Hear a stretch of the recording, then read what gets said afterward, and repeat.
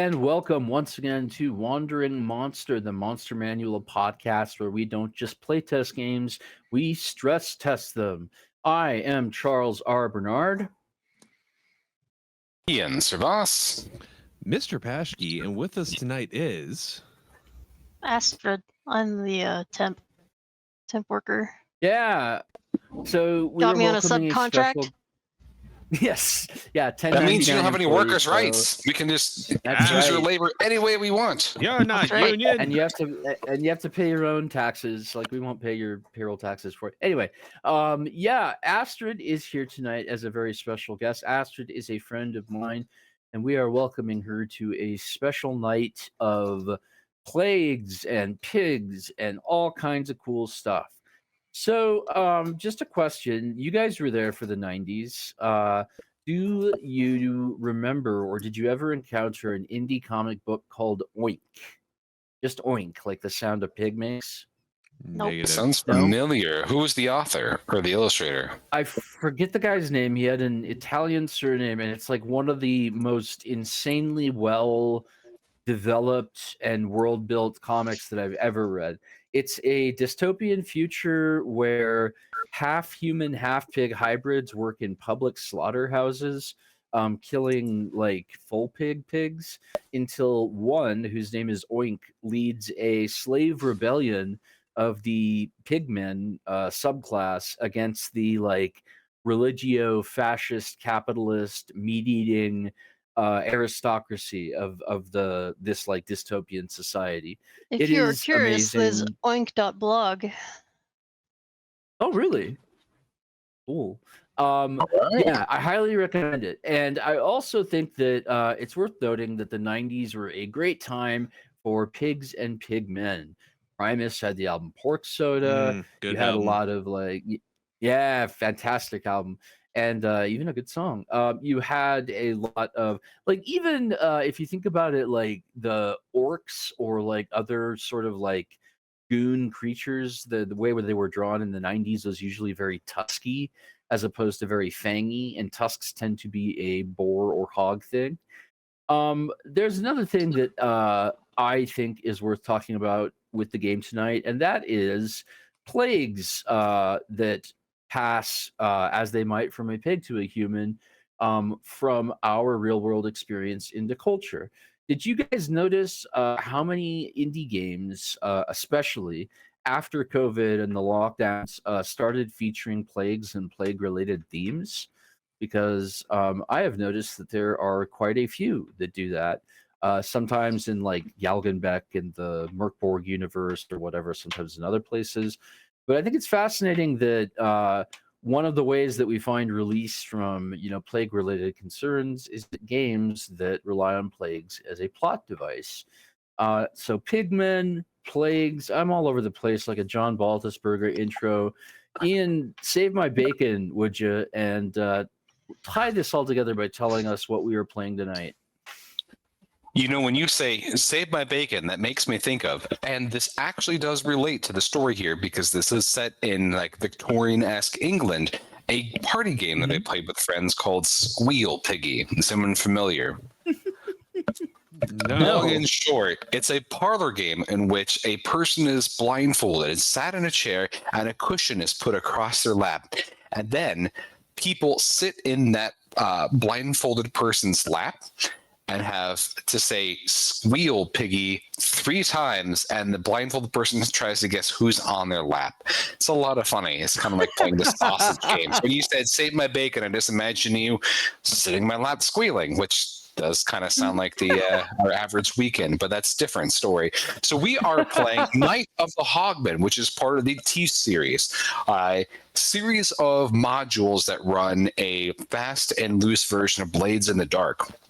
And I think this one is a very evocative one. All of the entries in the series are a lot of fun, but definitely I think there is something special about this. So the concept of this game is that in true in media res fashion, camera zooms in and we see that we have the player sitting in a stagecoach, which is barreling in the dark towards like you just left the city of Carlisle and you are heading towards Gatlock, which is a town in the north side of England that has been quarantined under mysterious conditions. Each of you might have a motivation to get there in quite haste, and that's kind of where we begin the action this evening. So that means then, without further ado, we need our cast to introduce themselves, and because we have a guest today, we need someone to step up and go so boldly first as to start this trend. Oh hell, I'll do it. Okay. Yeah. As you know, as is written into my contract with Wandering Monster Incorporated, I shall go first. Tonight, I will be playing the role of Sir Shartle Pudgett, whose Klaus is gouty industrialist, arguably the best kind of industrialist. I'm a man of appetites, and those appetites have drawn me here, and those appetites might draw you all into either full-time employment or my digestive system, depending on how I feel. So that's me. I love it. Well, I guess I will go. I am playing Mr. Todd Wickle. I am the Royal Disease Collector. So, just normal hobby. It became a profession. It's normal to keep vials of other people's bile, pus, spit, flakes of discolored skin that I scraped off of their head. I find it relaxing to go up to someone as they're in the hospital, and as I caress their flaking away, dripping, pus-filled flesh into a small little petri dish that I then put on my mantle and label with the date and the time that the person expired. And the mouthfeel. The mouthfeel, tangy and dry, yet wet. I'm almost imagining it, and correct me if I'm wrong, like your character's like Dr. Professor Farnsworth of disease collecting. Just liver spotted, just no bedside manner. To shreds, you say. Great goo, everyone. Good news, everyone. I spliced 2 viruses together. Now we can die faster. Yep. Will be what ends us. And third, but certainly not least, Lady Katharina de Grope, and I'm a model. Do my little thing up in Gatlock. Up in Gatlock. It's instantly what I thought of when I saw the town named Gatlock, and that's been in my head all day. All day. I try to think about Right Said Fred at least once a day.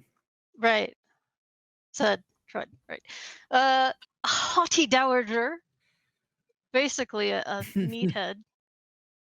She has, or I have, I guess, basically nothing but muscles. And just run around and beat people with a book of grudges, because that's how she rolls. Best use of a book. Yeah. Well, okay. so as I said, that this is kind of like an in media res, that you will have caught the last mail coach out of Carlisle. The horses themselves seem nervous. You and your fellow passengers are destined for Gatlock, a remote town under mysterious quarantine in the very north of England.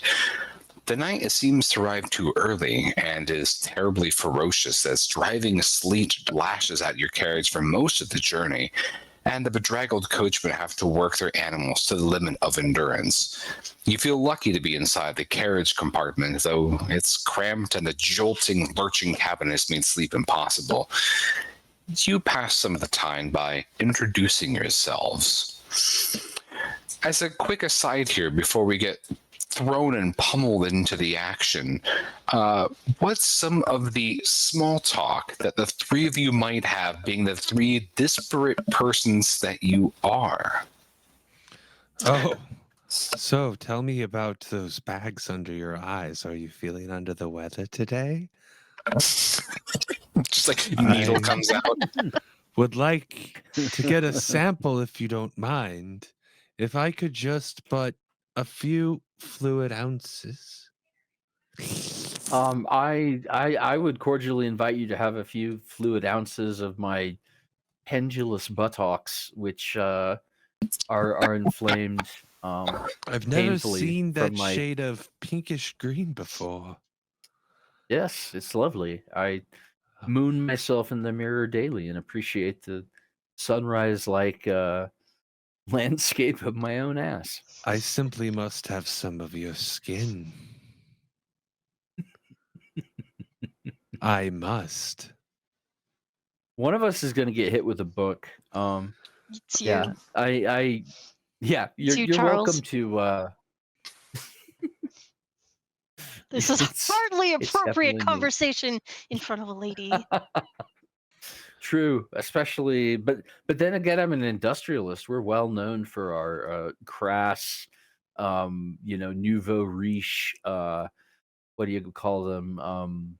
Affectations. Like I'm just gnawing on a big old hunk of ham, for example, because more meat equals richer in this era. So I want everyone to know I'm so rich I can afford to just gnaw on a big old hunk of ham. Not even I care hungry. nothing for your dowager manners. It's just status ham. That is ham. Status ham. Status I mean- ham, yeah. Let me tell you about my late husband, who died of a mysterious illness, a mysterious and sudden illness.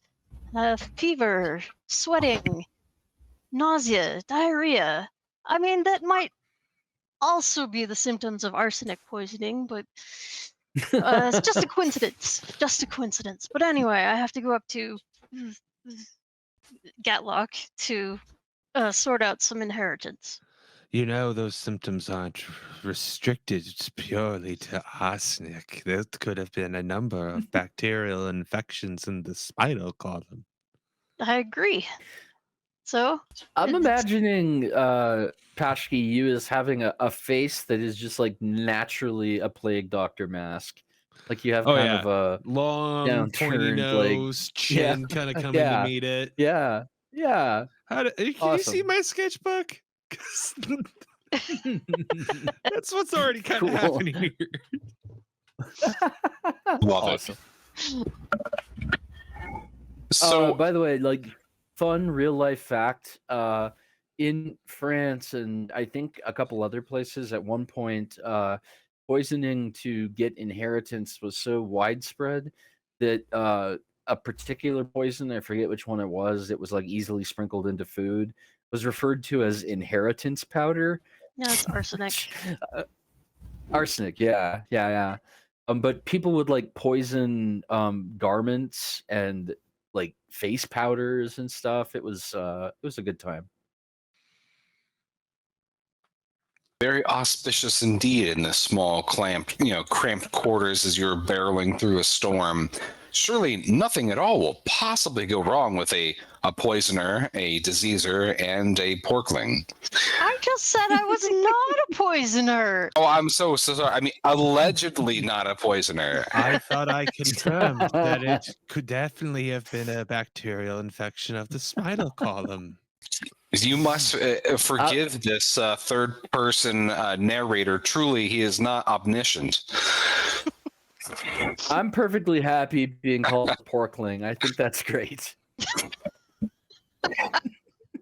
So, as you were discussing your various reasons for going to this quarantine town, at the middle of the night, there is this sudden almighty crack that convulses the wooden frame of the carriage, and the entire compartment spins an abrupt 90 degrees, unfixed objects pirouetting around you. As the impact arrives, wooden shutters splinter inwards, followed by a violent spray of mud and stones as the carriage gouges along the wet road. The coach scrapes to a halt on stone. It's a bridge. Inside the cabin, there is stillness for a few moments. though the icy rain hammers on, and one of the horses picks up a horde panic braying. But there's also another noise, a sort of shrieking, squealing sound echoing through the storm, and it's getting louder and closer.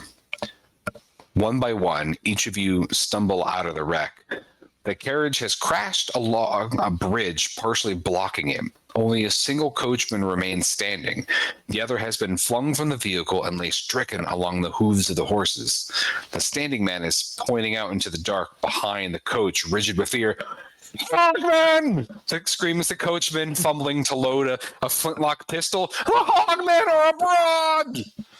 He stares with wild eyes into the black. "Arm yourselves!"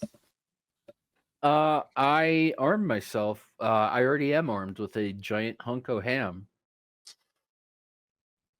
And I don't have a ranged weapon, so I think I'm about as armed as I can get. I like that you were arming yourself with a ham and not the meat cleaver. You can knock two birds. You can feed and cleave. Yeah, I was actually going to ask if I can dual wield with the ham and the cleaver, if that's allowed. If so, I'd like to do that. If not, I'll stick to the ham. I would fully imagine that within the parameters of the game, that dual, like effectively using two weapons independently would cost you a guts. So once we're in melee, and if you're okay with that expenditure, I'd say it's perfectly great for you to pummel and cleave hand in hand, because that goes quite along with the porkling persona that you were personifying today. Fuck yes.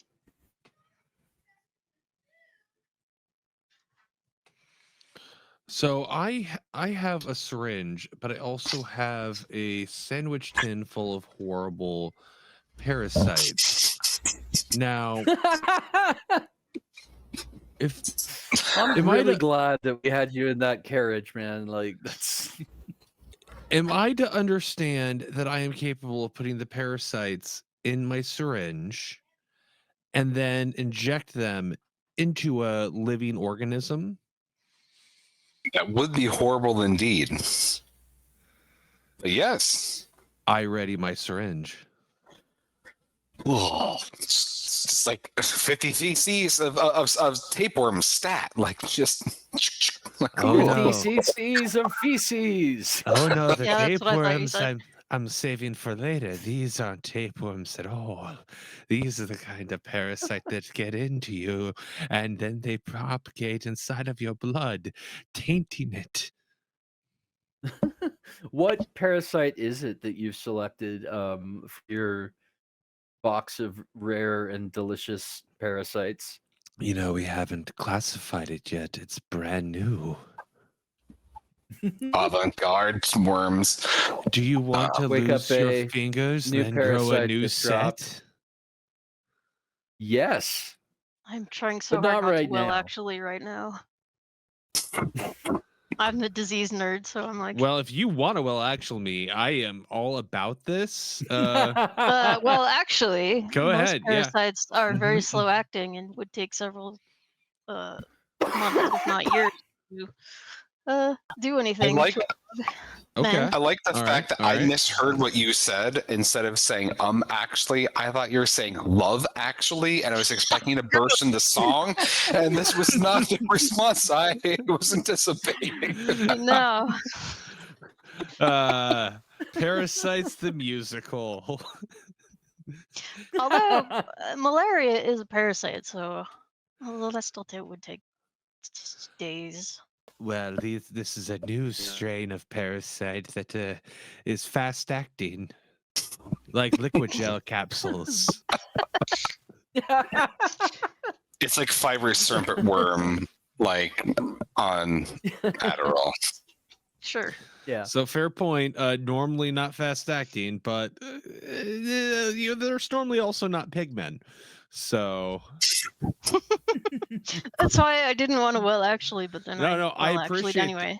I appreciate a good will actually, as long as like it was fun. Let's Astrid, can you imagine how lousy with prions a pigman's brain would be? Yes. It's the worst Yes. of both worlds. Uh, Just human meat and pig meat are like lousy with prions a lot of the time. Not a lot of the time, but you know. I lunge for my traveling case and pull out my book. It's a very large book because I have a lot of grudges. 4 pieces of silver and some cloying perfume. And I take a piece of silver and I like screw up my eye and I take aim and I'm ready. I'm ready to throw a piece of silver at ballistic speed. Lady Katarina, as you Cool. have pulled out the book of yours, I need to know what is the last name that is in your book and the grudge that you're going to carry until it is fulfilled. Oh. Well, there's a woman up in, I'm just going to look at the PDF and find a random name. Bertha Breakwind, who I believe was my late husband's lover, and I must take my revenge after, he died naturally, so I couldn't, of course, take my revenge on him. Of course. And so, I see you're taking your solicitor's advice. right. So as It'll you be astonishing when she dies of natural causes before you can take revenge. I know, it's just, well, So as you have been taking your luggage out of the cart and preparing yourselves for this onslaught in the dark, the sky is split by a streak of lightning. 3 things happen near simultaneously. The first is that the surviving horse thrashes to its feet, and in its struggle to free itself from the shattered harness, plants a shoe in the spine of the fallen coachman with grisly and crunchy consequence. You hear him screaming in the dark. But he's still moaning, so he still lives. The torch charges off into the night. The second is that the hills beyond are briefly illuminated, revealing them to be alive with pigs and hunched bipedal creatures that are coming your way with haste. A cask of lantern oil is leaking across the bridge, spreading like a black rainbow. The standing coachman fires his flintlock into it, setting it ablaze and creating a temporary barrier between you and Horde. A barrier that he is on the wrong side of. Save yourselves! He screams. You think you see him draw pretty heavily on a hidden flask, but the flames are pretty intense and you can't quite be too sure. That was Wow. awfully nice of him to do such for us. I guess we should get a move on. Oh, it's only natural. Yeah. He Save a lady. he died that his betters may survive. As we all are. Indeed. All right. I collect my belongings, including, let's see, I had something really heavy with me. I think it might have just been a The ham? Oh, yeah, that was what was heavy. Yeah, it's a big ass ham. Yeah, some discarded tool or assorted tools. Yeah, meat cleaver. So my assorted tools. Nah, we got to get away from the bridge now. I'll worry about that later. Yeah, let's get out of here. So are the 3 of you leaving together? Is anyone stopping to help the screaming coachman or do anything with the scene, or are you skedaddling into the dark towards the direction of your initial destination? I believe the Oh, man... I forgot that the. Go ahead. Yeah, we should go. We should go see to the dude, or I didn't realize he was on the same side of the blaze as us. The guy with Now, the crushed spine. that is correct. Now, Yeah. before you declare your actions, the thing that's worth mentioning is now, from this point on, for the rest of the adventure, you are on a clock. The clock is ticking down to a final confrontation. It is the Hogstorm proximity clock, or the proximity clock, if you will. At the zenith of this clock is when you're going to be overrun with your porcine barbarians. So any action that you take does advance the clock, and I will be keeping track of that during our play. So stopping and helping this man may or may not help you, but it will definitely be advancing the clock. So you need to weigh your actions for survivalism versus maybe something that might help you eventually, as this will lead to a siege scene. You're needing to know that in advance. You can see distantly in the dark on the horizon is the outline of a lone church that you believe that you can make your stand. So everything you collect. Charles Bernard Human would like to help the coachman, but Sir Shardle Pudgett, gouty industrialist, gives no fucks and just wants to go secure himself inside the church. Yeah, you're an industrialist. This is a common man. I mean, why would you? Exactly. Me, Yeah. I'm here I'm to a clear the haughty grist for Mike dowager, Mills. and besides, do you have any idea how hard it is to run in a skirt? I gotta get a head start. You'll catch up to me. Yeah. The creaking of whalebone will precede us. We call out to the guy and just, we're going to the church now. If you make it there, we'll let you in. Ah, I might even I can't feel my legs. Oh God! Start crawling. One of my arms Thoughts and might be broken. prayers. Thoughts and prayers. All right. So no sooner are you off the bridge than you realize that the road itself descends into a shallow gorge cut by the river, leaving no alternative but the one before you. However, a church steeple glints in the moonlight much further down the valley. Perhaps you can reach it, barricade it, and ring the bell to summon help before the horde is upon you. Perhaps. But it is some distance.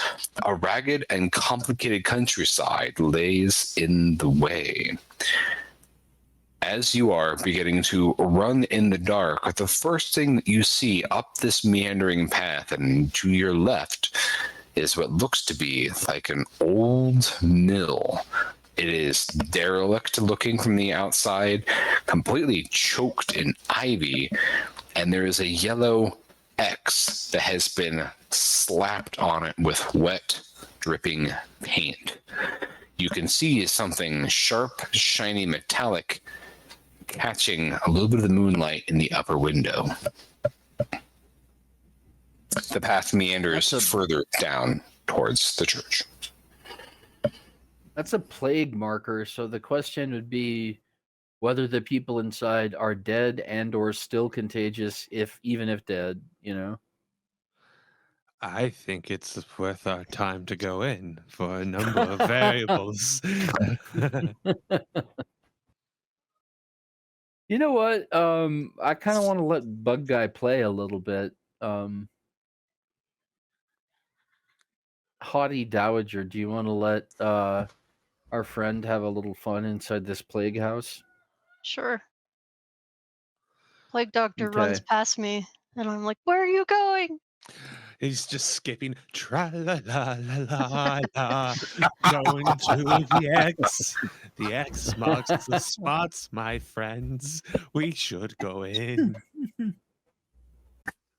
I'll go inside in case there's anything valuable or, sellable. Now from here, well, the other thing that you'll need to know is that we are going to start requiring you to roll for your actions. So you have your 4 basic stats, and there are on your character sheet some sample types of information that you may or may not want to kind of glean from a scene, or in your case, it sounds like you might just want to be charging right in. Are you, Mr., and if I'm pronouncing this, Todd Wickle, are you going to just be kicking in the door and advancing, or are you stopping to investigate this before proceeding into this supposed plague house? Oh, yeah. Wickle would get to the door, look at the X, take a deep, examine the situation, and then wrap his bony fingers onto the door. Hello, is there anyone alive inside? So you are knocking then? Yeah, I'm knocking. Okay. Roll me a wit check. So for you, that's 2d6, and you pick the highest result unless you have multiple sixes. So I rolled 2d6. I got a 3 was my highest. Okay. So there is a peal of lightning, and you don't think you can't really hear anything outside of the door. So clearly, everyone must be dead inside or That- festering. I hope they're festering inside. It'll make collecting my samples all the easier. I turned the knob to open the door. So as you open the door, you are surprised by not a person who is dead and or dying of a plague, but a blood dripping out of their tucked fang mouth HOGMEN that throws himself at you, having been alerted by the knocking at the door. He squeals and then he attempts to gore you with his tusks, although you can see something shiny in one of his grubby little paws. I would like to stab him in the eye with my large syringe full of the before mentioned fast acting parasites that I have. Okay, great. So the first thing that's going to be happening is because you rolled a 3 on knocking and doing your initial wit check here, that means you failed it and you have a consequence. The consequence is that you're being attacked by the HOGMEN. Okay. So I need you to roll me a brawn check to defend yourself. And if you fail that, then you're going to be taking a pretty grievous wound from being gored. Brawn check. So for you, you have 0 in your brawn, so you're rolling 2d6 and taking the lowest result. That's unfortunate for me. It is indeed. That's 4. We can help, right? Okay, so you rolled better than you did before. Yeah, I rolled a 5 and a 4. So this is a complicated success. So it means that you're going to succeed dodging out of the way, but you're going to take some small consequence. And any time that you're going to be taking a consequence from one of your actions, you can always soak that with guts. So let me know if you want to soak part of this bad result with guts or take it like the plague investigator that you are. So my guts is currently a 0/7. Does that mean I have no guts? Or... That means that once you hit 7 guts, you fall into hysteria. Okay. So you're spending guts or raising your guts in essence. So I have 7 guts total. I have used 0 of my guts. Correct. Cool beans. Yeah, I'll use a guts. Okay, so the partial consequence to this is that as you dodge out of the way of this HOGMEN's attack, he has this very jagged knife in his hand that looks like the part of his broken off. So it's particularly jagged. So it would graze you on your arm. So if you don't want to take that initial wound, what you would need to do is roll a second brawn check. Take the worst result from that. 3. So it'd be 6 minus 3. It would take you 3 guts to not take a wound from this interaction. So you spend 3 guts and you completely throw yourself out of the way as this pigman just barrels forward out of the door, squealing. The other 2 of you, Shartle and Katharina, you can see that there are scraps of flesh hanging from this HOGMEN's mouth, and its beady little eyes are completely bloodshot. It brays and squeals at the sky as after its charge runs, short of goring you, Mr. Todd. It eyes the 3 of you looking to attack next. So we will do this round robin, looking at the initiative set by the screen. So that's going to be starting off with Katerina, moving then to Shartle, and then lastly again, Mr. Todd. Okay. Well, I already have my book in hand. Are you going to apply a grudge begrudgingly or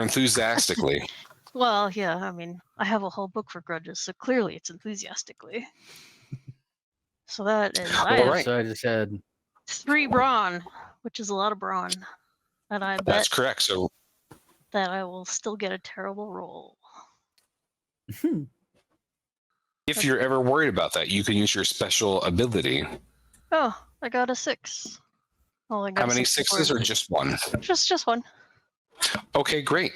So you are successful. You wallop it as it's looking kind of confusingly after kind of missing Mr. Todd. You have this very thick dollar thud that sounds so much like when your heart quickens when you write all those nasty, terrible things in that book. You kind of hear that full crack of the skull, and it just fills you full of malicious glee. So for you, I would say that book by itself is one effect because it's just a book and not like a sharp or like a huge instrument. But the fact that you got a 6 on that adds a second layer of effect. So you have done 2 levels of damage to the Hogman, and you can see one of his eyes kind of spins wildly as he fixes the other one on you as if he is seeing stars. That puts you next in initiative, Mr. Shortle. Sorry, Sir Shortle. give him the ham. Yeah, I'm gonna hammer him really hard Ooh. with my Lordy. giant haunch. Yeah. And let's see, based on my sheet, my strength is also pretty good at. Now, Brawn are is you 2 out of wanting 3. to dual wield like you were saying previously, or are you just doing a single? Oh yeah. No, just for this encounter, I think I'm just gonna hit him with the ham. I like the poetry of pork on pork violence. Pork on pork action? You haven't Pork on reported pork enough in on the pork media. on pork. Never enough porking going on. And is that 2D or 3 that I roll? 3d6 that you're rolling, and you're Uh-huh. picking the highest results. If you get multiple 6s, you just let me know. Would you believe Snake Eyes? I actually would. So the pig man being kind of walloped and having a senses knocked, the first thing he does is you can see his nostrils flare, and he looks at you, and he looks at the ham on the bone that you're holding, and he looks back at you, and he squeals, and he throws himself on you. And you see that he is about to gore you with one of his tusks. Do you want to take the wound from that, or do you want to absorb that with guts? I want to absorb that with guts. You know, when hogs gore people, they go for the genitals. So, yeah, I don't want to take one in the crotch. So you're gonna do the same thing. Roll 2d6, take the highest result, and we're gonna subtract that from 6. And we've got a 5 and a 2, so 5. Okay, so you spend 1 guts and you toss yourself out of the way. Just at the nick of time, the pig squeals in frustration as his targets keep moving from him, and you can see like his eyes getting squintier and more bloodshot as he's throwing himself into a frothy rage. Mr. Todd, you just barely avoided being gored and Yes. kind of have this. What do you do in this situation? Now can I stab him in the eye with my syringe? Are you Please. targeting the eye specifically, or are you saying that poetically? Look, my goal in game and in real life is to hit this thing in the eye. Whether or not that actually does or doesn't happen, it's up to the dice. No. I get it. Shoot for the stars and you'll hit the moon. You know. Yeah. The reason why I'm asking is that you can do an action called push yourself, which is spending 2 guts to add a die to your pool. Since you have 0 in your brawn, you could spend 2 guts to at least get 1 die as your brawn to try to shoot him in the eye. So Do you want out of my 7, I've used 3, giving me 4 total left, and I would use Correct. 2, leaving me with 2. And we're in our first encounter of the game. Yes. Can you get guts back? Good valid question. So, in this case, because you're under pressure the entire time, you're not going to be in an opportunity where you can get guts back. And there aren't any other characters in your party that can give you the ability to moderate that. However, before you commit to an action, what you can do as a party is plan strategically. Someone else can spend their guts to support you with their action to put you in a more favorable position. So basically, they can spend guts on your behalf, but you're also operating on a small pool. Once you you spend all your guts and you go into hysteria, that really colors your action. It doesn't remove you from play. It just means that you're going to be operating in a position that is not optimal, which is basically crazed panicking, catatonia, constant screaming, other things that make it very, very difficult to do normal actions, and it incapacitates you moderately bad. So, long story short, if I run out of guts, my party might be able to help me, or I just go a little nuts. Yes, and All right. So do you want to, or you just want to stab without spending guts? You can certainly do so. I'm gonna. You know what? I'm feeling frisky. I'm gonna use those two guts, add an extra die to my pool. So that's, in this case, that is making it 1d. So instead of you rolling 0 at disadvantage, you're just rolling 1 die. All right. So instead of rolling, feeling frisky. Instead of rolling 2 dice and taking the worst result, you're rolling 1 die, and that's deciding your fate. okay, somehow this feels like a worse decision. No? Statistically, no. Mm-hmm. Mm-hmm. It sounds like you're about to start All right. going into a All right, Baltusburger John bar. Baltusburger. Yeah. Nope. did you John roll? bargains. Pashke just ignores the dice roll and hopes we forget that he was in the middle of a turn, and we move on with our lives. Oh, what did you roll? I need to know. I rolled a 3. If you look at the results chart, that means you fail and there are bad consequences, period. Sorry, period. So I want to know what sounds like the worst result to come out of here. Is it a frisky goring, or is it a oopsie, that needle is turned inward and I'm injecting myself full of parasites? Which would you prefer? So. I mean, on a long enough Option timeline, 2. it was bound to happen eventually. Yes. The goring or the parasites? Yes. Yes. The parasites. Great. So Awesome. you can spend more guts to prevent the parasites from going inside you, or you can just raw dog it and fill yourself full of your frisky little friends. I feel them moving inside of me. They're coursing through my blood. I just read a novel that basically had this exact scenario as the premise. The parasite, taking over your brain thing. Yeah, a lot of fun. I've About also Okay. said a supercharged Futurama. tapeworms. Yeah. So then, in that case, I would say, and since you said this would be a pretty fast-acting bad thing, I said that, Would but you think- I'm not running the game, so you can overrule what I said. I was going to ask if you think this is 1 or 2 points of damage. It's probably 2, let's be honest. That's what I was going to say. I wanted to give you a fair out. So you take 2 points of damage. Now that means that you have fulfilled 1 full level of damage. So you are going to be rolling with 1 less effect on your results. So basically, if when you're doing damage, it's a little bit less. Once you make a success, it's a little bit less. Also, as like a 15-second little spot, what are the symptoms that you're having? Can people see things squirming under your skin, or things rupturing from your nose and anus and your ears? Like, what's happening here? So the color, which was already a jaundicey yellow, is now more of a green tinge.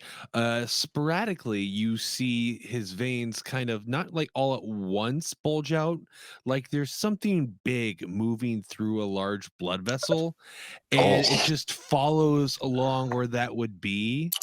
And kind of like his eye at some point will change color and like be darker, and then it'll just clear back up. So we Just definitely need to add cruising some around. trigger warnings here for Why? people. Yeah, well, This seems normal to me. I don't know. To you. I don't know what you're talking about. So the HOGMEN, now that it being its turn initiative, turns and sees the three of you, and is going to turn and put his head down and charge towards the one person that's actually laid a finger on him, and that is you, Lady Katerina. You see this HOGMEN barreling towards you. What do you do as your reaction? Oh. I mean, oh, wait. I wonder if that would work. couldn't you just like body slam him? I thought you were, built like a A wrestler. brick shit house in a corset? Sure. Yeah. Sir never assumes what a lady is underneath her corset and or petticoat. Well, I imagine the never prow would. of a magnificent boat. You Yeah. know, heavily constructed and very top heavy. I'm imagining that picture, that Victorian woman who has like that heavy bodice on, and she is leveling two teacups upon her protrusions, her cleavage. Protrusions? I don't know where that came from. Ian, That's a thing somewhere. now, I mean, that is a very not Victorian thing that a lady would do, but since we're in 1780, it's fine. ever so often Ian says how vanilla he is, and call breasts protrusions, buddy. I was trying to think. When you see that picture, it's not really like it's not really so much a bust as it is like a slab with some cleavage in it, but then there's teacups on top of it. So it's like two hams with a teacup on top. A little bit. Like, this is an actual picture, and I'll have to show it to you after we play. I'll make sure we put it in our post production. But Thank thought God. someone would be familiar. Okay, so that being said, what is the course of action you were taking?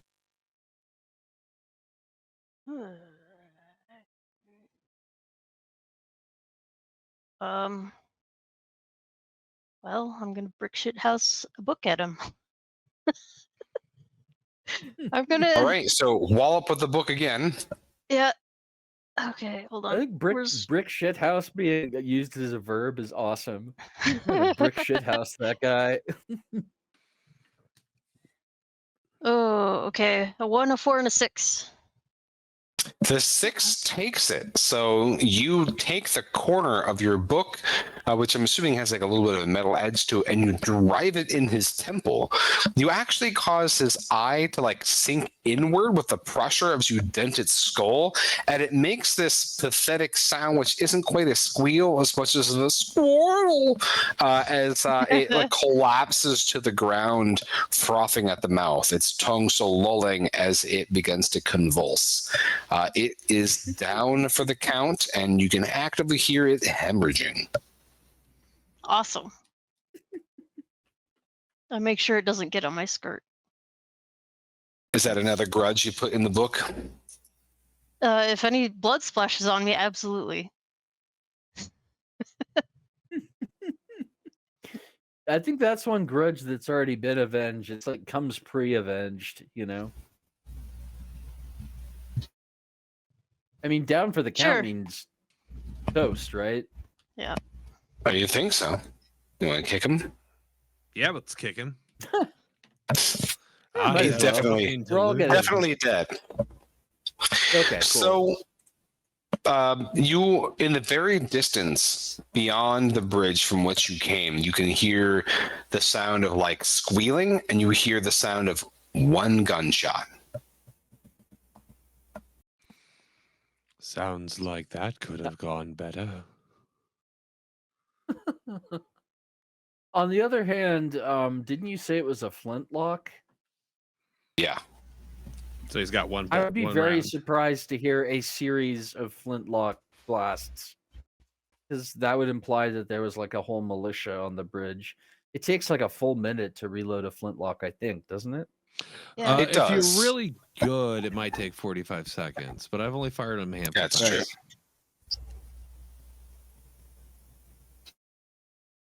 So yeah, he's So- I've dead. fired one. I've never loaded one though. Yeah. Yeah, he's dead, and the hordes are coming. So, do you still want to go inside and get your samples, or You think that was the only Doctor- one? that's also a good question. Could I do a medicine check or something on myself to, unparasite me? I'm an expert on parasites, right? I'm imagining that you just do something like you plug your nose and blow like that when you depressurize your sinuses and just worms squirt from every pore. Okay, I just go to my companion. Pardon me, madam, but I need to borrow one of your teacups, and I neti pot the teacup so that the parasites come out. Sounds like you're kind of turning into a Play-Doh fun factory. I mean, that's the result of the parasite. Also, within the Discord, I have put the picture of the teacup woman for reference. So Excellent. from here, you're not seeing any other movement in the doorway to this old mill, and it seems relatively quiet. Again, there's kind of a little bit of a storm around you, and a tidal wave of hogmen in the hills making terrible ruckus, but you think it's quiet inside the mill. If you want to make a wits check to double check, you're welcome to. Otherwise, you can go in or advance further towards the church. Well, my friends, this did not go as I expected. I will leave our venture up to you. Also, here's your teacup back. My situation has been resolved. I would like to apologize to Ian for protrusions, for making fun of him for that. Because having seen the picture in question, there's really no other word for it. Okay. Thank you for vindicating me. It's just it's like a 90 degree. I don't know. We'll put It's this very. It's like There we go. sculpture, Hold on, they just. wrong way. Yes. Yep, there we go. For the people who are listening audio only version, if you I'm gonna Google transfer Victorian woman back with to me. teacups on chest, you will see the one picture in sepia tone. All right, everyone be quiet for 2 seconds. I'm gonna go to camera, I think 4. No, that's the wrong thing. Camera 4. I think Camera 4. Got it. There it is. Okay. No one can hear you. They can only hear me. I am putting my thing on the screen so that all the Twitch streams can see Teacup Lady. There it is. The world. That's a protrusion, and I was wrong. Transitioned us back to everyone else. Okay. That mattered. That was important, and It was. I hope We John's cleared not gonna Ian's edit that good out. name. Yeah. Yeah. No, because we I'll cleared Ian's sully good it name. on right my there. own. So, as a group, are you wanting to advance inside the old mill? Well, I has literally 0 wits, so I'm willing to go inside. You want to go in first? Sure. It's all gross and bloody out here. The question I have is: do you write an entry into your book specifically about hogmen, or does that wait to be seen? Hogmen definitely on my shit list because they crashed my carriage. Yeah, Fair into the enough. book it Yeah. goes.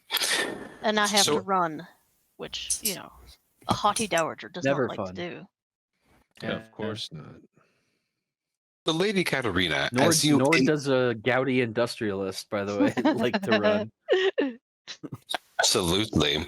So, Lady Katerina, as you advance inside the old mill, you smell old, dusty grains, a bit of mildew, a little bit of ergot, kind of pricks your ears. And as you kind of get a scene from this, you see things that are typically in like a house in the mill, like in this, just everything is strewn around.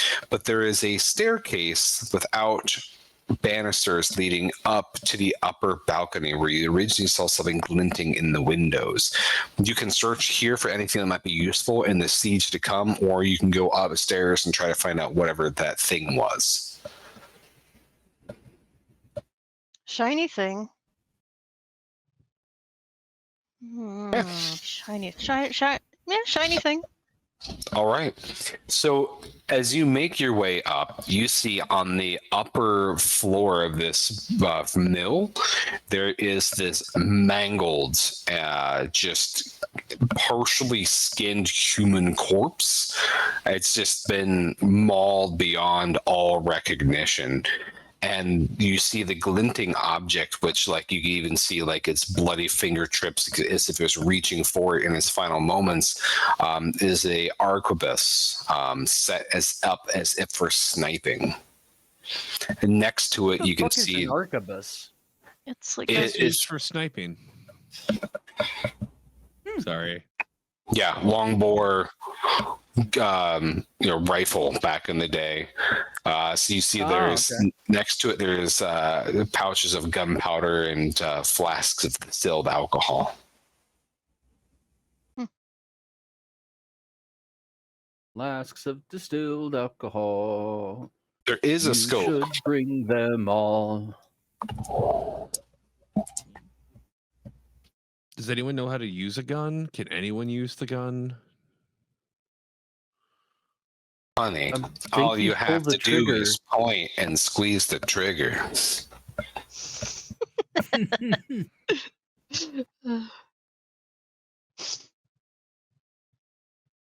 Okay. So is anyone taking it? I think it would be great for the siege to come. So yeah, like I'll throw it over my broad, gouty back and gather up the necessary stuff and take it with us. I'll grab the alcohol. I might need that to sterilize my syringe. Yeah. Any other searching or anything else you're doing in here? Can I look for any diseased? But it didn't sound like there was any, so it's probably just a waste of time. And we're on a time crunch. Never mind, ignore me.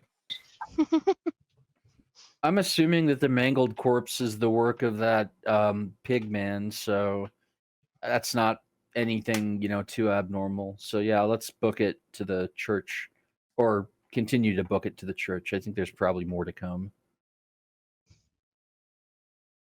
So as you make your way along the path, you could hear the sound of hogs, and you know that the hogmen are coming. As you take this meandering path, you see that there is a landslide that's created a natural choke point. There are two weary and bedraggled soldiers occupying a barricade here. As they see you advance, they stiffen their posture and they hold their rifles at attention. Hello, gentlemen. It is I, the court disease collector. I need to get to that church for official business, if you don't mind. Doesn't work. Sir, we are under official orders not to let any citizens. As are we. Chuggy. What was that, Lady Katerina? Out of my She way. said out of my way. Yeah, Out of my way. yeah. Um, She's just going straight at him. Yeah. I'm gonna so They will Good have to play, shoot too. me. Yeah. the second soldier stands in front of you stoically and holds, you can see he's digging his heels in as if to absorb your charge. Do you run into him? Yes. The unstoppable Crunch. object, or the unstoppable force meets the unstoppable object, and there is a flumph crunkle. So I need you, if you're trying to bowl him That over. sounds like a surname, by the way. Fumf Yeah. Crunkle. I was thinking like a It's brand of probably in this breakfast cereal from the 50s. Game somewhere. Katerina, Enjoy will you roll Fumf me a Crunkle, brawn check part of to this see balanced breakfast. if you can bowl him over? Okay. The other soldier screams, "We're not supposed to let any citizens through." I'm not a citizen. I'm a Civilian, sorry. dowager. Civilians. One, While 6, she's and a- 3. while So she's I barging. am. Oh yeah, yeah. 6 again. So you just take this waif of a man holding a rifle and you just push him out of the way. The other soldier just looks aghast at a woman striking a man in uniform. Unheard of. As I said, I am not a citizen. I am a dowager. And I'm going. I think at this point I'm gonna yell something to the effect of like a gigantic horde of pigmen are coming. Run for your lives, and see if that works. Yeah, so at that point, well, you've knocked one way out of the, bowled one over. The other one is like looking aghast as you're running through. Are any other interactions before you leave them all in the dust? No, I follow my friends. Oh, we're friends now, huh? We've been through a lot together. That's I true. borrowed your breast cup. Ooh, howdy. Protrusion cup. Centipedes in my breast cup? Like the Old other internet thing. meme there. Further down the valley, you see someone. You have a hard time exactly seeing because they're thrashing around in the upper limbs of a tree as there's a gang of raging hairy pigs circling frantically on the base of that tree, trying to scramble up on their little beady hooves, these little hooves, and he's calling for help. So you could see that you could easily run past this because the hogs are enraged and clearly focus on him, or you could stop to help. How important does he look? Well, you have Is a hard he dressed time. well? Does he have a nice accent when he's calling for help? Yeah. Does he look he's- diseased? He seems to be wearing a like a suit, a dark suit of some kind, and their hair is greased back in like a weird pomp kind of thing. And the disease level? They look weird. Hmm. You're not exactly sure if that's just phrenology doing all the talking or if they're actually diseased. Yeah, I vote screw him. Yeah, I don't care. As I go by, you should look out. There are pigmen afoot.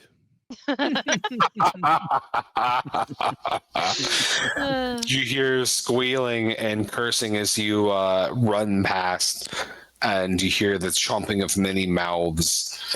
The road continues to meander, and you see that there's a covered wagon that is ridden one wheel over a cliff edge.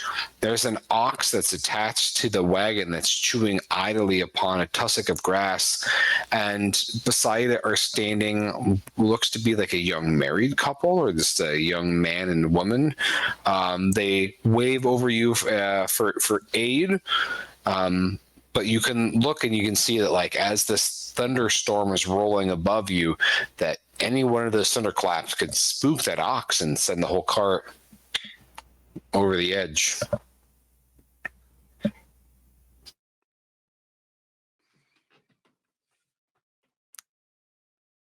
I think we've established that this is not our problem already, right? Yeah, I think we're that party. Yeah, we're that party who yeah. doesn't give a fuck about anything. Yeah. This is Sorry- not me sorry about guiding that. you. This is not me telling you anything because time is a resource, and so are your actions.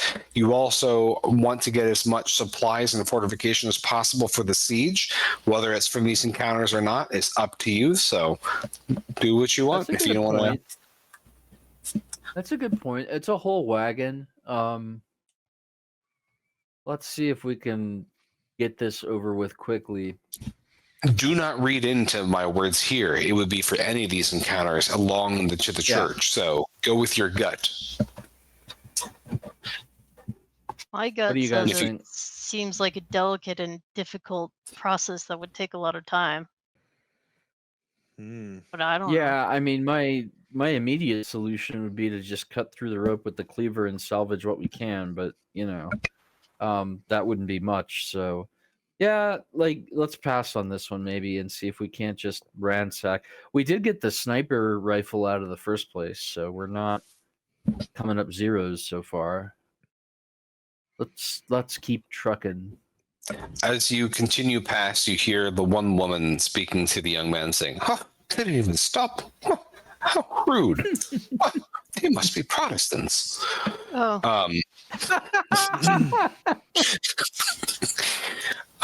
As the road continues to meander towards the church, you can see that there is an old farmhouse just hanging on the side of a hillock, and you see that there is a lantern glowing in the upper window. Someone must be home.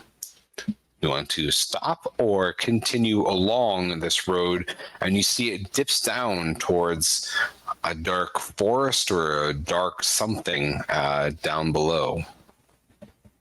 We need that lantern. Yeah, and if there's someone home, we could tell them to go help the young couple that we passed. Make it their problem. yeah. It is I go and bang on the door of the farmhouse with my giant ham, so it's kind of a thwop thwop thwop noise. Beating your meat. Yep, beating my meat. all right. As you do so, a man that looks very jaundiced, but with sunken eyes and disheveled hair, Go on. suspenders and overalls at the same time, answers the door and just looks at you like this sunken eyes and goes, "Yes." Hello, how are you? I can see this getting pretty sexy between these two. Shh, you're ruining the moment. Let me palpate your liver. What are you doing on my farm? Oh, my friend, your farm is about to become overrun by pigmen. Yeah, the HOGMEN are coming. Come with us to the church where we will all barricade ourselves and be safe. Oh, no. The master has plans for me. I'm just stay put here. If you want, you can use my cellar. People don't know about it. It's under the floorboards. Would you You'll say? be safe. Would you That's generally say where it's sellers are. secret? What? You know what? You said you know what, Mr. Bernard Charles. I'm just contemplating taking him up on the offer, even though I know it would go horribly. It might be fun to get killed in a cellar, you know. I find this chap endearing. I just want you to know that. I don't see anything wrong with him. Seems normal to me. It's secret. It's a secret cellar. You'll be safe. Is it secret to everybody? Except for everyone with the master, but he knows everything. All right, that's enough out of this guy. I am going to hit him with my ham. That's enough. Surprise ham attack. Yeah. And this time I will double wield with the meat cleaver. So Holy she is attacking this innocent farmer, just dual wield. All right, Doesn't spend me a sound very gut. innocent to me. And you're gonna roll No, two he's talking different about the bronze. master and his secret cellar. Okay, what am I rolling now? Is he a goat guy? So you're gonna. Is he working for Manos? For Manos. You all know now because he's got to get he's a ham and a ham Gorgo. cleaver. So you're gonna. So we'll do this kind of order of operation. So first, making your first brawn attack, sure, Shartle. So that's gonna be 2d6. Pick the highest result, and then we'll handle your second attack. All right. So the first one is a 5, is the high one. All right. So you're And successful the with that, but there is second like a consequence. And then spend a guts, and you can make a second attack. Okay. The second one's high is 2. What if I want to spend another guts to can I re-roll one of them? If you want to, instead of taking that result, you can use your special ability where if you burn 2 guts, you can launch your considerable mass into them to flatten them. All right, I'm gonna do it. 2 guts to knock him flat. All right. Okay, so you're going to take a partial success, and then you're going to flatten him. So basically, you wallop him with the ham, and there's this kind of dull thud clang sound as you hit him above the head, which seems weird. He shoves a hand out to grab you by the throat. And you feel him kind of crunching on your windpipes. You take 1 point of damage from that, but then you just roll with it, Steven Seagal style, and just land on top of him and crush him. Is that so, what Steven Seagal does? Well, normally he would jujitsu is throwing someone else using their body weight against them, and I'm saying you're leaning into that. But Steven Seagal has also gained a lot of weight in his non-stardom and his conspiracydom, so I figured that was a little bit of a little play there. So you just are going to basically doing 3 levels of damage upon him, and he gets 1 on you. So you get 1 damage, he gets 3, and he is just foaming at the mouth, like white and yellow flecked sputum, as he's just like screaming bloody bad as well. The master, save me! What colors were the sputum? Red and white. Tinged, so that could be something you can get something of. You hear something else from inside the farmhouse, like a shrill, "Shut up, you damn fool! This is what you get!"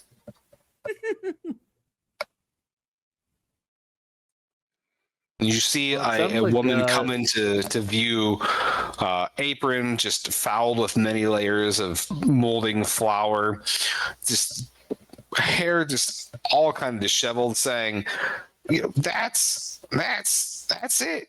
You just stay down there. You let this nice young man crush you to death. That's what you deserve." You let these nice people crush you to death.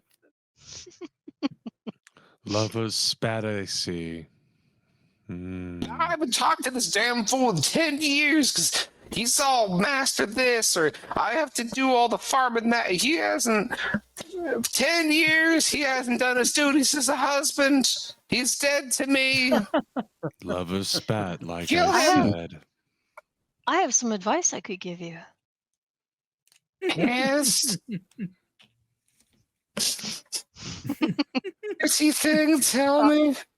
Rat poison often has a lot of arsenic in it.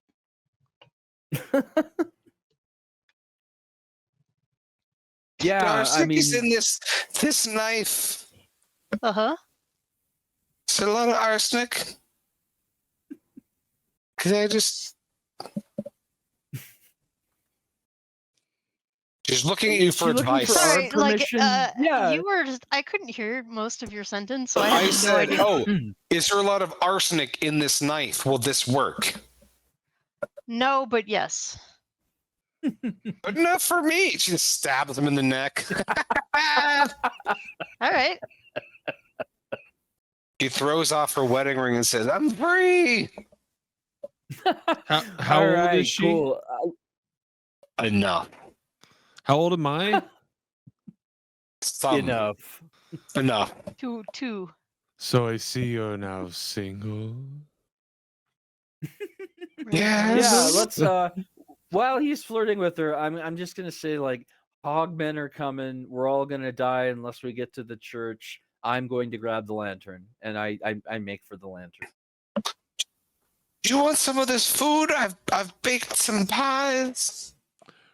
Oh, that's awesome. You should come with us. Bring them. Come with us and be safe. And we'll eat pie and shoot And- pigs. And come with us. She grabs this We- really large pie, and it has like this weird, overly glazed double Dutch kind of topping, but like in the middle of it, where you make the vent hole for the pie, is a tuft of hair. Gross. It's a hair It's a hair pie. pie, huh? I baked this one to keep the witches away. Cool. That'll keep the witches away. Do you So, think there are pigmen the witches? important. I imagine they have some sort of like shaman caste. Um, There's she, definitely not, no. as you get ready to leave the house, she goes, "Just a second, I'll grab some things." She quickly puts together a bundle where you see like a pitchfork, a couple of planks, another hairy pie thing that she like tenderly wraps up, some apples, and then wraps it around a donkey and says, "All right, let's go." Nice. Actually, she said, "Oh, can I borrow that lantern for just a second?" Yeah, absolutely. It's her lantern. I'm She happy to give it pours- back to her for. Burning oil on top of the corpse of her still cooling husband and says, "Now let's go. Burn it All right. I approve of this woman. Yeah, dude, she belongs in our crew. She is a ride or die. I love it. I What's her also name? approve. Yeah, what is What it? name? When someone doesn't call you a name for over 15 years and not been touched in over 10, you forget your name." So 15 Ah. years since the name was uttered, 10 since physical intimacy. Yes. Would you like a new name? Esmeralda. Yes. You're Esmeralda now. Oh, I like it. that's a lot of syllables. That's Oh, so a this lot of syllables, and I don't got a lot of teeth. you can ride my ass if you want. The donkey, like, there's still room for someone to sit if anybody wants. She goes, "This road, it leads into the bog. It's not good. My ex used to say it was real bad in there because there was a worm. You gotta be careful of the worm." Cool. Is there a way around it, or to No, circumvent said worm? the worm. All right. The worm knows. Well, I guess we're gonna go slay a worm. Oh, okay. She like grabs the handle of her pitchfork. Well, Hell it's gonna yeah! work out great. We got an NPC on our side. That's great. Into the bog we go. I like the flavor text is, "Oh no, the bog." So as you move into the bog, this black water rises to meet you, sucking at first your boots and then your shins and then your knees. The place smells fetid, like so much rotted vegetation, and then also the carcasses of things that have gotten caught in said rotting, sucking vegetation. It's the only way to reach the church from this path. That's the straightest version. And you can see something moving underneath the fetid water, something that glints and glistens in the fading moonlight.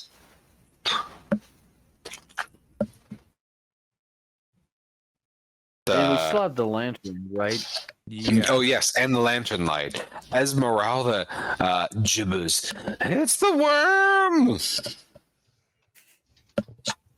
All right, Ham and Cleaver are out. I'm ready to rumble. It's gonna smell the ham. Can we break off a chunk of the ham and throw it off into the water to see if we can like trick No, you may the not, beast? sir. You may not. That's my ham. That's why I asked. Understood. You Not know what? touching your ham. Just this once. Just this once. Yes, you may have a bite. All right. Thank you for sharing your ham. That is the proper. That's actually really good. Wow. It's seasoned by all the asses I've beat with it. Yeah. Yeah. It's salty. And Mhm. that's China. And the salt in that makes all the worms still like sticking in your gums, like shriek. Ugh. You hear that, kids? If you have worms, eat ham. That'll cure you. That's science in the 1800s. So you Give spit that the more you know gift queued up. The more you fucking know. Nope. So you spit out a wad of ham out into the bog. Found it. Yeah. Ham cures worms. You just literally did all of the. You just did every single. I didn't know what number it was. I knew you did all of them. I love it. So you spit this wad of ham into the bog, and you see something under the waters with the lamplight begin to thrive, and rearing up is this giant worm. It is black and white and striped and covered in green black muck dripping down its scaly body, and it looms over you. It has overly large sized like lips or mandibles with no eyes, but it regards you with this gaping maw and says, Reminds me of my ex-husband. tasty things. This salty meat is good. It's not often I get salt. I'm gonna have to give up my ham, aren't I? No, I am a reasonable worm. I won't eat all of you if you make me an offering instead. Well, if you Don't like eat all of us. If you like the salty meat, I have to tell you that more of that's coming from that direction. And I point to where the pigmen are coming from. Yes, but I'm hungry now, so fix it, or it's all your problem. Oh, great bogworm. In exchange for all of us getting through, I will give you my beloved weapon / snack, my gigantic hunk of ham. Know that it pains me to part with this, and I mean that in a physical sense because I'm at this point experiencing ham withdrawal. But I'm willing to give it up if you'll let us pass. I care not if you're suffering because it is exquisite, but I will take your salty ham. And the worm just like opens its gullet far too wide for just swallowing the ham and gobbles it up with a large gout of bog water. Nice. Bog water does go well with ham. Oh yeah. Yeah, that's another the more you fucking know gift. Okay, fine. Bog water. The more you fucking know. I need to update these things. They are old. And they definitely look like 8-bit, which I love. Yeah. They're great. I like you cycled that gift 3 times in a row. I don't know if it was intentional. So you were able to meander out of the bog, and as the road continues to wind around and around as you're heading in the direction of that church, it rises in a long, steep curve towards the church. But first it passes through a briar and bramble-thickened stretch of woodlands. You can see... We should get some of that. Okay. You gotta move in to get some... Yeah, briars and brambles would be good anti-pigman. Like we could use it like barbed wire, basically, if we Mhm. can safely harvest I it. was gonna But say, how are you I gonna don't have pick any up that gloves. stuff without hurting yourself? Well, Only I've you got had a a, cleaver. if only you had something big and meaty you could just jam in there and yank.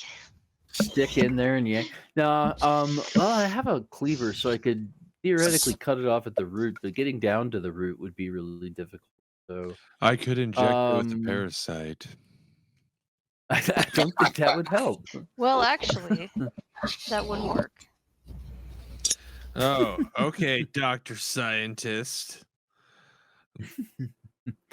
I don't think I have the means to harvest briars, which is tragic, really.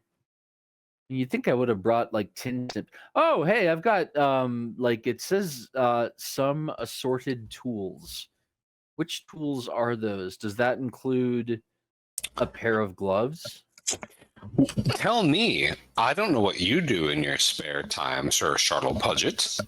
What type of tools Well, might you have?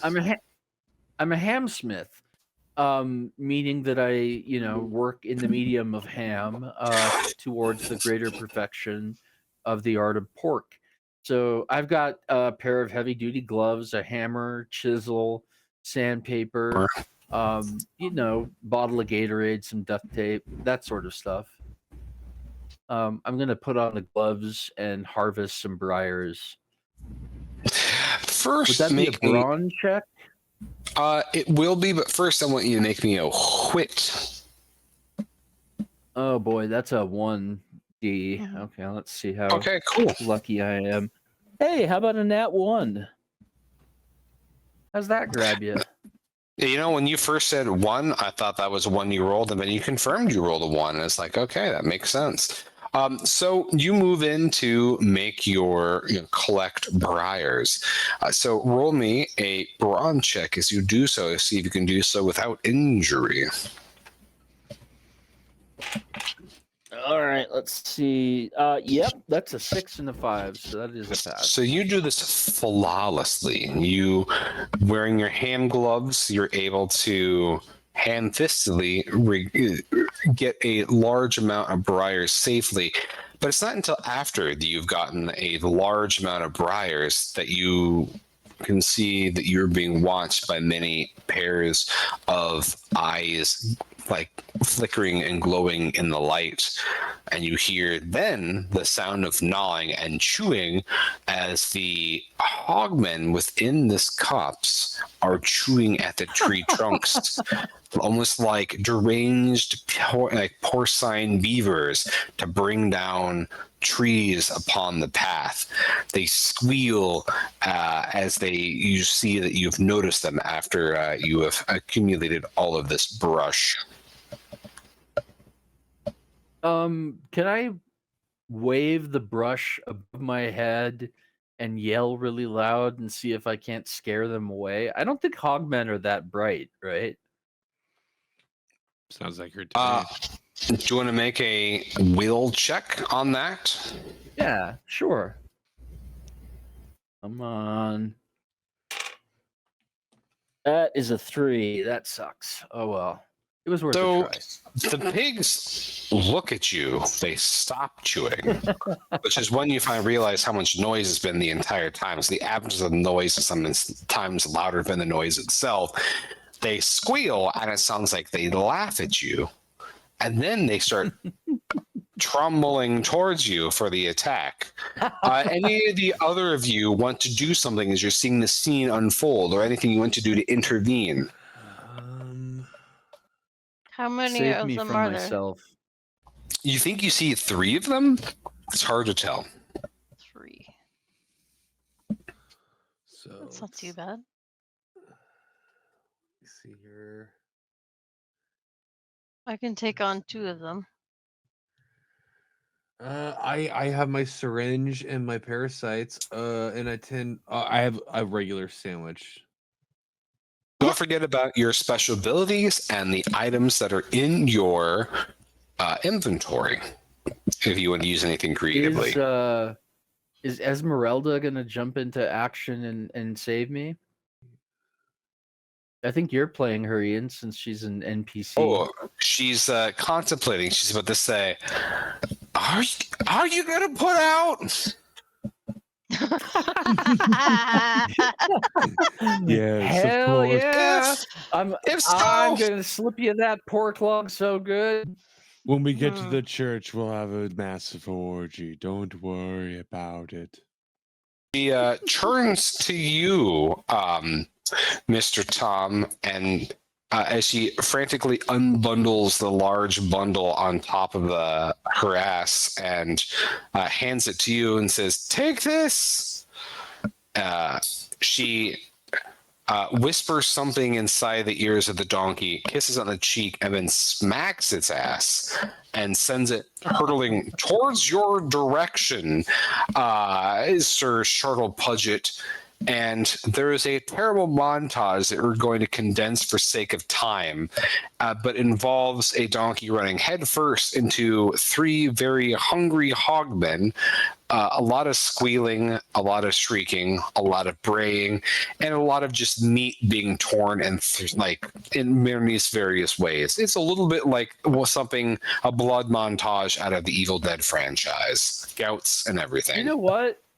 I'll bet you $1 that like pigs would straight up eat a donkey if one were led into like a pen of sufficiently large pigs. I bet they would. IRL pigs are terrifying. They'll eat anything that slows down long enough. Yep. So you could imagine the horrible crunching sound and screaming that you can hear as it takes several agonizing minutes for these hogmen to eat a live donkey. It is Terrifying. traumatizing for everyone involved except for the hogmen, who are very thrilled. We should probably leave while they're busy. Yeah, agreed. Yeah, let's do that.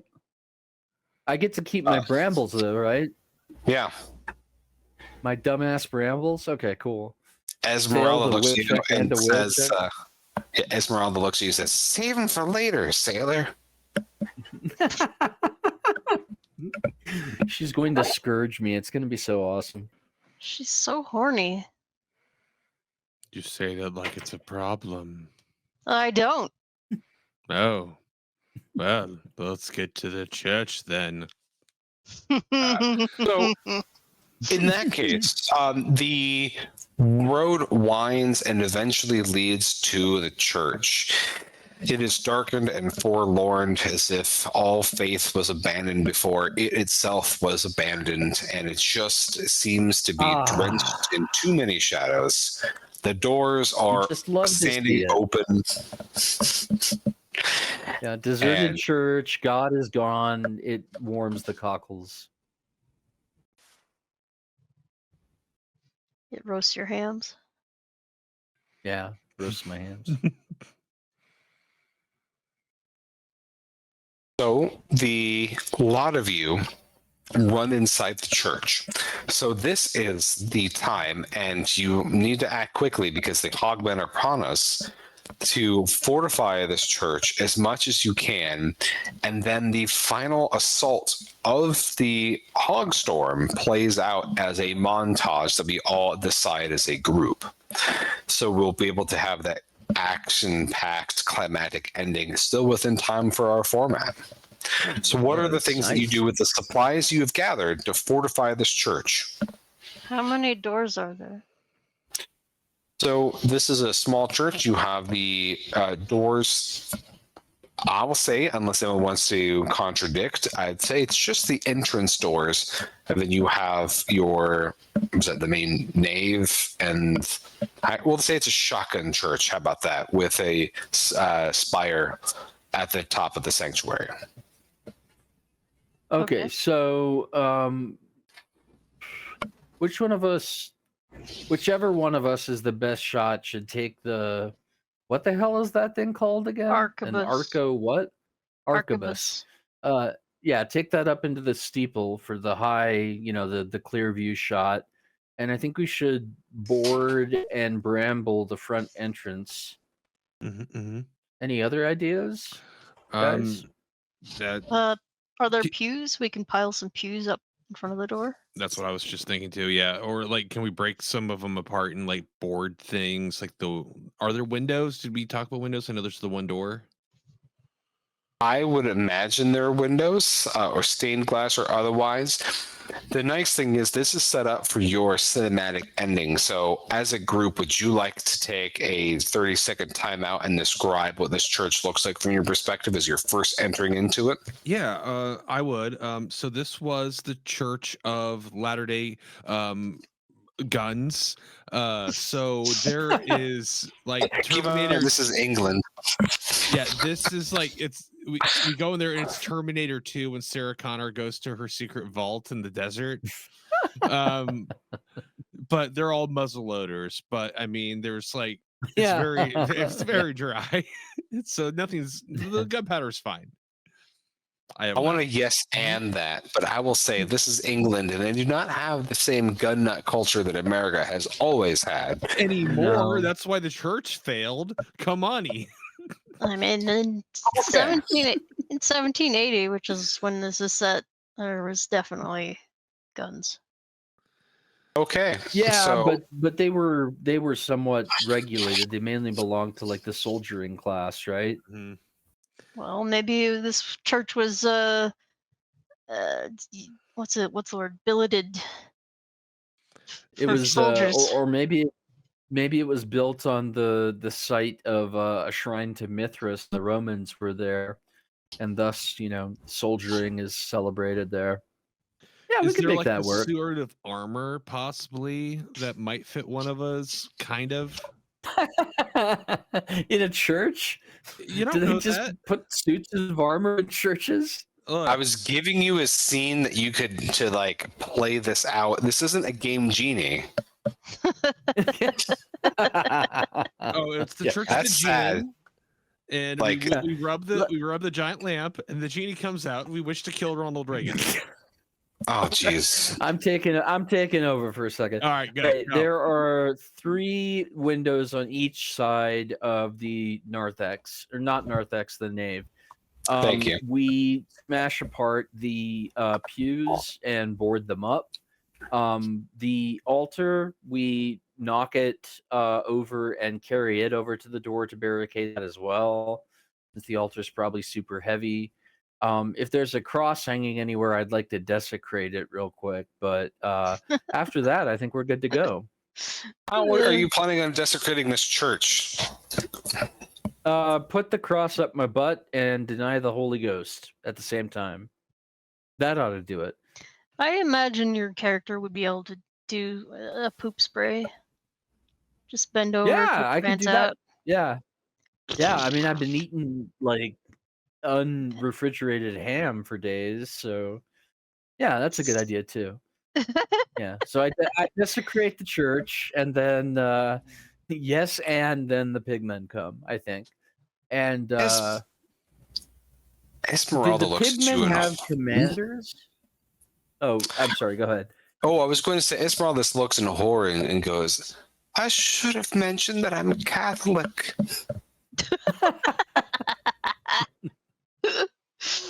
I apologize. I don't think this is gonna. I don't think. Listen. Look, this is England. It's you. This is England. Catholics are not welcome. They have to be Anglican or Protestant. Yeah, it really depends on the year, because boy howdy did that go back and forth a whole lot. So being a nondescript year, I don't know. It is 1780. It is literally in the literature. Oh, I guess I missed it. Was 1780. So yeah, that makes a difference. 1780. Yeah, huge difference, because 1780 would be very Church of England, I believe. Yeah, I don't. Yeah. Oh, you're right. It does say cursed corner of 18th century England. So, well, there we go. Yep. Well, I didn't want to bring it up when you were talking about Victorians, which is 100 years later, but. Yeah. Oh, true. They ditched the Puritans by then too. By the time that we're in. And by ditched, I mean expelled. All right. So you still laid out a good course of action. Whatever the faith of Esmeralda and the church notwithstanding, I'm pretty sure I would have offended. So I'm going to apologize and promise to I don't know. I mean, I'm gonna slip her the old pork log later. I might as well promise to convert as well. It's I'm a gouty magnate. What do I care? Yeah. Industrialists lie all the time. Yeah, it's not the first peasant you've ever lied Exactly. to. No, Okay. nor will it be the So- last. If we are taking that, then that is part of the montage you have of breaking the pews down, moving the altar, may or may not desecrating a church, may or may not giving Esmeralda the pork May log, or may not have a bunch of guns. may or may not, definitely not being a bunch of guns. And I'm so, not sure if pork log is a real term, by the way, but I'm glad that I've introduced it into the conversation here and that it's taken off.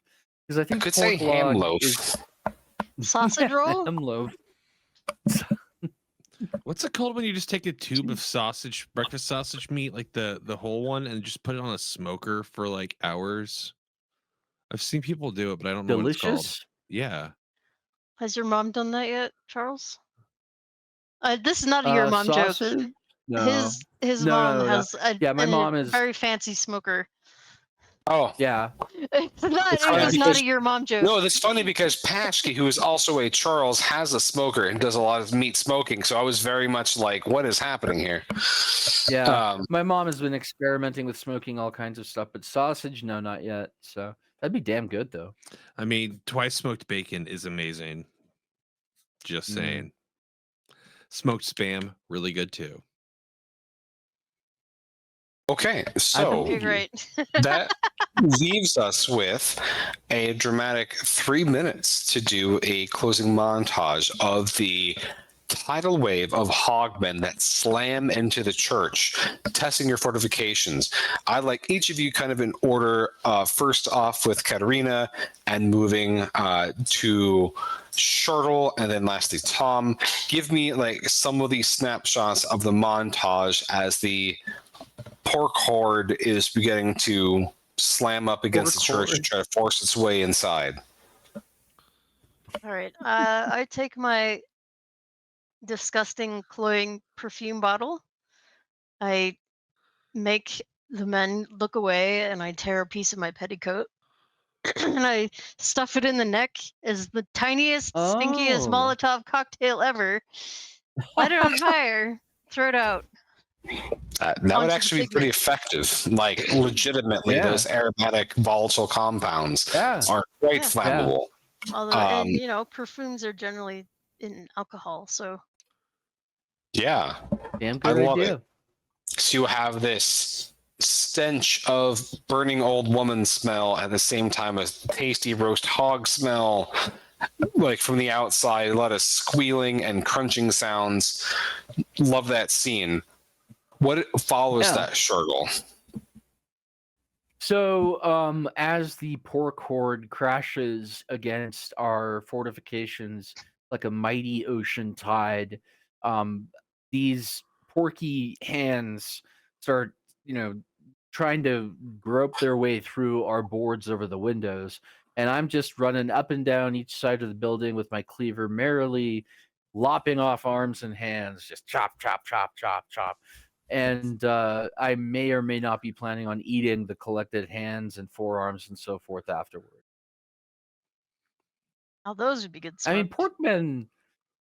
porkmen have got to be like edible, right? Like they're not Yeah. human meat, so yeah. Mr. Tom. Well, since no one has taken dibs on the gun and the upstairs and the shooting and